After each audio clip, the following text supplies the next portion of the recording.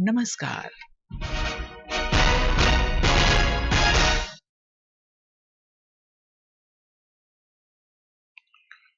Good evening. This is Akashvani and I am Abhishek Mukhopadhyay with the news at 9.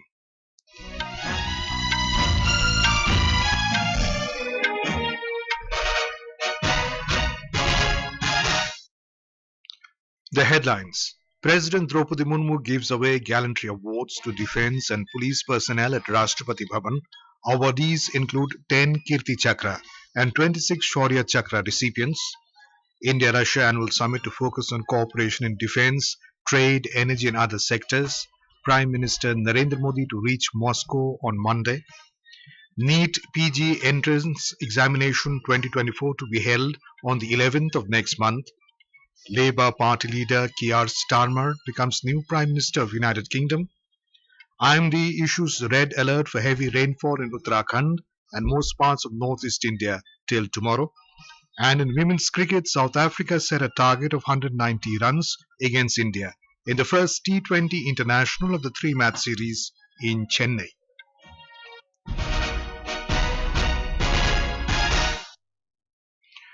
President Droupadi Murmu today conferred 36 Gallantry Awards to the personnel of the armed forces, Central Armed Police Forces and State and Union Territory Police. The awards were conferred during the Defence Investiture Ceremony, Phase 1 at Rashtrapati Bhavan in New Delhi this evening. The Gallantry Awards include 10 Kirti Chakras and 26 Shaurya Chakras. Out of these, 7 personnel were awarded Kirti Chakras posthumously and 7 Shaurya Chakras posthumously. The President conferred Kirti Chakra upon Captain Anshuman Singh posthumously. Captain Anshuman Singh दामी medical को 26वीं battalion Punjab regiment मरणोपरांत captain Anshuman Singh operation Meghdoot के अंतर्गत Siachen glacier में चिकित्सा अधिकारी के रूप में तैनात थे। आपने 19 जुलाई 2023 को वहां स्थित चंदन ड्रॉपिंग जोन में हुई भीषण अग्नि दुर्घटना के दौरान नजदीक की फाइबर ग्लास हट में फंसे लोगों को सुरक्षित बाहर निकालने में मदद की। इसी दौरान मेडिकल इन्वेस्टिगेशन शेल्टर को आग की चपेट में आता देख वो अपने प्राणों की परवाह न करते हुए उसमें कूद पड़े। The awards were given to the personnel for displaying conspicuous gallantry, indomitable courage and extreme devotion to duty. Vice President Jagdeep Dhankar, Prime Minister Narendra Modi, Defence Minister Rajnath Singh and Leader of the Opposition in the Lok Sabha Rahul Gandhi attended the function. The 22nd India-Russia Annual Summit will focus on defence, trade, linkages, investment ties, energy cooperation, education, science and technology, culture and people-to-people connections as the key discussion points. This was stated by Foreign Secretary Vinay Mohan Kwatra during a press briefing in New Delhi today. On Prime Minister's upcoming official visit to Russia and Austria from the 8th to the 10th of this month, Mr. Kwatra said Prime Minister Narendra Modi and Russian President Vladimir Putin will review the entire range of multifaceted relations between the two countries. Prime Minister is scheduled to arrive in Moscow in the late afternoon of 8th July. President Putin will host a private dinner for Honorable Prime Minister on the day of arrival. The next day, Honorable Prime Minister's interactions would include an interface with the Indian community in Russia. Prime Minister will also lay a wreath at the tomb of the unknown soldier in Kremlin, and thereafter Honorable Prime Minister will visit the Rosatom Pavilion at the exhibition venue in Moscow. These engagements will be followed by a restricted level talk between the two leaders, which will then be followed by delegation level talks led by Honorable Prime Minister and the Russian President. The Foreign Secretary said Prime Minister Modi and President Putin will exchange views on contemporary regional and global issues of mutual interest. He said the leaders will also assess the status of bilateral engagements and grouping including BRICS, SCO, G20, East Asia Summit and the United Nations. Mr. Kwatra said the issue of early discharge of Indian nationals who have been misled into the service of the Russian army is also expected to figure during the discussions. The India-Russia Annual Summit is scheduled for Tuesday. Speaking about Prime Minister Modi's visit to Austria, the Foreign Secretary said Mr. Modi will travel to Austria during 9th and 10th of this month. NEET-PG Entrance Examination 2024 will be held on the 11th of next month and to be conducted in 2 shifts. The National Board of Examinations in Medical Sciences has issued the revised schedule of the examinations today. The exam was postponed in last month, a day ahead of the scheduled date of examination. The decision was taken in the wake of allegations regarding the integrity of certain competitive examinations. The National Board of Examinations in Medical Sciences (NBEMS) will conduct the Foreign Medical Graduate Examination (FMGE) June 2024 tomorrow. The examination has been held at 71 centers in 50 cities across the country.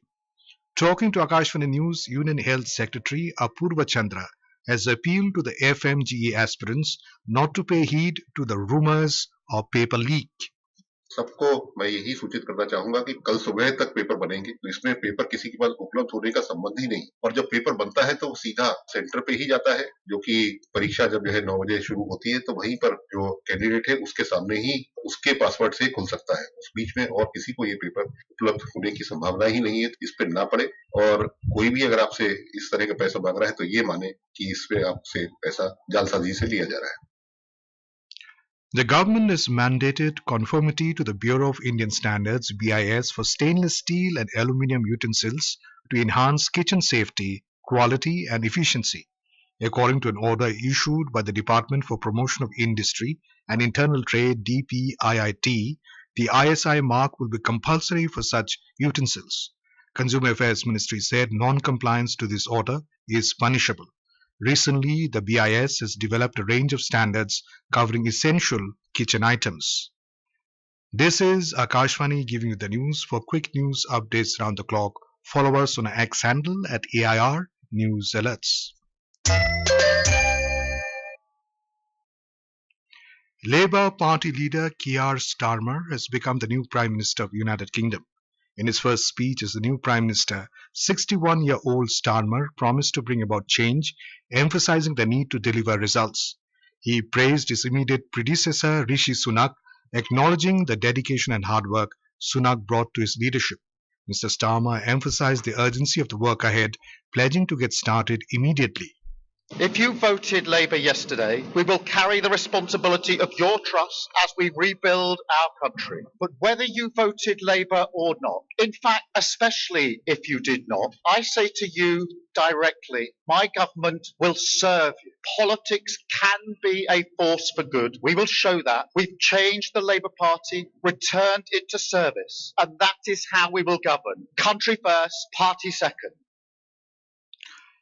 Buckingham Palace today announced that Labour leader Keir Starmer has been invited by King Charles to form a new government. In the general election results declared today, the Labour Party secured a landslide victory. The Starmer-led party secured 412 seats as per the latest report this evening, marking a resounding win and ending the 14-year governance of the Conservative Party. Several world leaders, including Prime Minister Narendra Modi, congratulated the new UK PM Keir Starmer. Earlier, outgoing Prime Minister Rishi Sunak today resigned from his post following the general election result. Back home in Assam, over 24 lakh people are reeling under the fury of floods in the state. Several rivers, including the Brahmaputra, are flowing above the danger level due to incessant rains. Huge agricultural areas are also submerged due to the floods. Chief Minister Himanta Biswa Sharma today visited flooded areas of Dibrugarh to take stock of the situation. Relief materials have been distributed to the flood-affected people by the district administrations. Several national parks and wildlife sanctuaries are also inundated due to the floods. In Manipur, the flood situation has been improving slowly as the water level receded in all major rivers and no heavy rainfall has been recorded in the last 12 hours. According to the State Water Resources Department, rainfall recorded in 6 locations across the state is less than 10 milliliters in the last 12 hours. Most of the gates, barrages controlling the water level of rivers were kept open to reduce the water level of the rivers flowing in the state. Manipur Chief Minister N. Biren Singh visited Imphal East District today and inspected the flood situation. He said the government is putting maximum effort into rescue, relief and rehabilitation for affected families. The Indian Meteorological Department IMD has issued a red alert for very heavy rainfall in Uttarakhand and most parts of northeast India till tomorrow. Heavy rainfall is very likely over Jammu and Kashmir, Ladakh, Gilgit, Baltistan, Muzaffarabad, Himachal Pradesh, Punjab, Haryana, Chandigarh, Rajasthan, Uttar Pradesh, Madhya Pradesh and Chhattisgarh to the next 3 to 4 days. In Bihar, 15 engineers of water resources and other departments have been suspended and a construction agency has been blacklisted in connection with the recent collapse of 9 bridges in different districts of the state. Additional Chief Secretary of the Water Resources Department, Chaitanya Prasad, said that due to the lack of monitoring and precautionary measures by the engineers, the stability of the bridges was not ensured, leading to the collapse of the structures. Mr. Prasad said that payment to the contractor engaged in desiltation work has been put on hold due to carelessness. BJP President Jagat Prakash Nadda has appointed the party's state in charge and co-in charge for 24 states and UTs. Mr. Vinod Taude, the party's General Secretary, appointed in charge of Bihar with party MP Deepak Prakash as co-in charge. BJP has named Dr. Satish Punia as in charge and MP Surinder Singh Nagar as co-in charge of Haryana. India's equity benchmark indices closed mixed after recovery in the final hours today. In the broader market, the BSE mid-cap index hit its fresh all-time high during the session. It closed 0.75% higher. The BSE small cap index also hit a fresh record high before ending 0.70% higher. We have a report from the business desk. At close, the Sensex slipped 53 points to close at 79,997. Nifty registered a slim gain of 22 points to settle at 24,324. Nearly 380 companies hit their fresh 52-week high in intraday trade on BSE. In the forex market, Indian rupee closed flat at 83 rupees and 49 paise against the US dollar. In the multi-commodity exchange, gold for August contract was trading at 72,500 rupees per 10 grams when reports last came in. In the global crude market, Brent crude was trading at $87.26 per barrel when reports last came in. Lalema Aneja Dang, Akashvani News. In women's cricket, chasing a target of 190 runs set by South Africa, India was 60 for 1 in 5.3 overs in the first match of 3-match T20 International series at the M.A. Chidambaram Stadium in Chennai a short while ago. South Africa scored 189 runs for 4 wickets in the stipulated 20 overs. Earlier, India won the toss and elected to bowl first. Earlier, India clean swept South Africa by 3-0 in the ODIs and then won the one-off test by 10 wickets. Quarterfinals of the UEFA European Football Championship will kickstart tonight with match of host Germany against Spain. The match will start tonight at 9:30 in Stuttgart. Following it, France will lock horns with Portugal late tonight at 12:30 in Hamburg.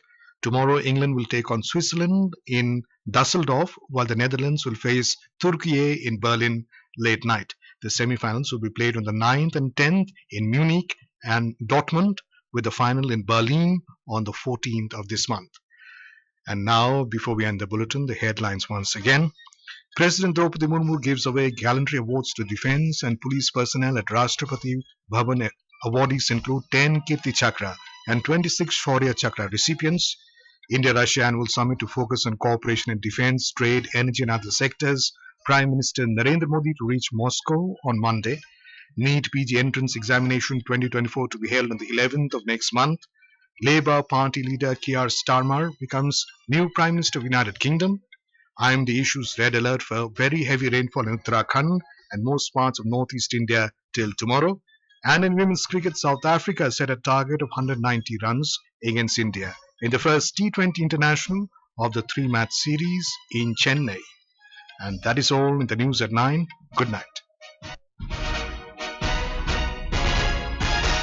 Do you know I lost my CT scan report? That means the whole process of CT scan again. Get into queue, expenses. No, not again. Only one ABHA account. This is a digital health account in which you can have all the health records by storing it safely digitally and can consult your doctor anytime. Get your ABHA account and save your time and money both. It is Modi government's guarantee for better digital health services.